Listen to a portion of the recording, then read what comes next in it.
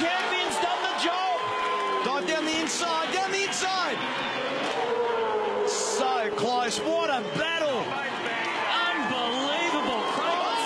It's back. And Scott McLaughlin puts one on the champ. Into second on debut. Brilliant. You know, it was an exciting thing to be introduce a new brand into the category, yeah. And another year we're maybe challenging for outright championship. The fact of the matter is, all of a sudden, this car appealed to the masses. Volvo, they were only involved with us, no other team, so it was it was special for sure.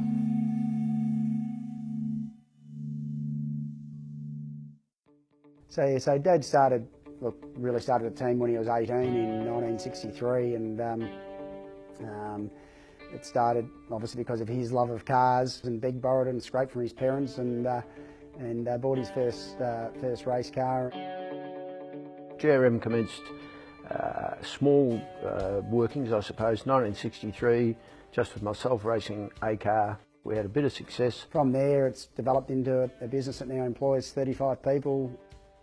Where Dad lives, and he used to stop in and have a beer with me on his way home, and on one occasion he said, "Oh, Volvo have approached me, we might race Volvos next year, they're looking at getting into racing." They'd looked at the teams that were available and considered us to be their best and most, probably not only the best, but the team that had been around the longest, and a team that they wanted to associate their brand with. Look, it's always exciting to introduce a new brand and new challenges for the guys. From an engineering point of view, to develop your own car, and you know that was you know, to own it, you know, like to be GRM's car, I guess that's exciting.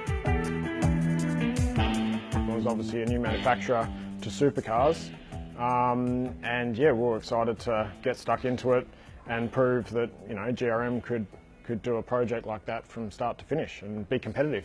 That initial Adelaide, and we won't call it a win, obviously it was a second, but it was you know, the young kid on the block in the sort of daggy old grandpa's car, racing the proven champion in the you know, the very popular Holden, racing wheel to wheel on that final lap, just trading paint all around the final 3 and 4 corners, and then it looked like, you know, coming to the second last corner, Whincup got the jump on him, and that final corner, Whincup went a bit deep, and Scotty ducked up the inside.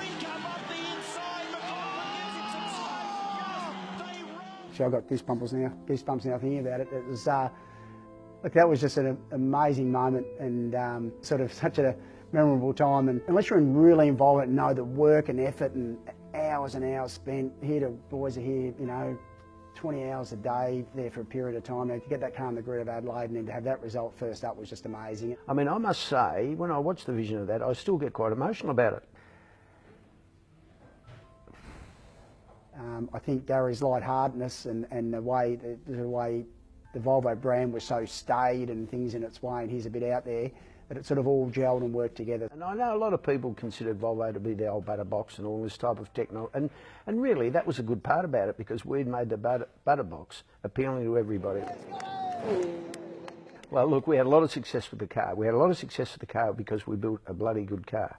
And as I said, we built a good car because we've got great people here. That was the whole secret to the success of the car. But they just rang up and said, look, in fact, they didn't say look, they just said, we have decided we will not renew the contract, boom. And when they pulled out, it was, you know, super disappointing, because I thought we'd done a pretty good job and we were doing a good job for the brand. And yeah, so it was yeah, sort of really hard to, quite confusing really. I mean, I didn't really know what else we could have done. You know, all the way through the end of the year, we were sort of still thinking that we'd be able to race a Volvo. That didn't unfold until very late, sort of the Christmas period of that year. That really became sort of evident that we would not be able to race a Volvo in 17, so then we had some big decisions to make from there. And that disappointment probably wasn't so much for, say, Garry and I, more so for the guys out the back, you know, who spent so much time and effort to get those cars up and make them successful from the very start. You know, we're a kind of second family here. That's something that we're good at in terms of our team, and that's a culture that is GRM's strong point. To build a supercar in normal circumstances normally takes you sort of 4 months sort of 16 to 20 week type period to build a car. And when they came back in, we were to build 2 cars in 6 weeks, starting from scratch. No one whinged, no one whined. You know, we're very proud of what our team was able to achieve. You do get asked, you know, would you, in retrospect, would you have still done the deal if you knew it was only going to, if it was going to end after 3 years? Yes, you would have.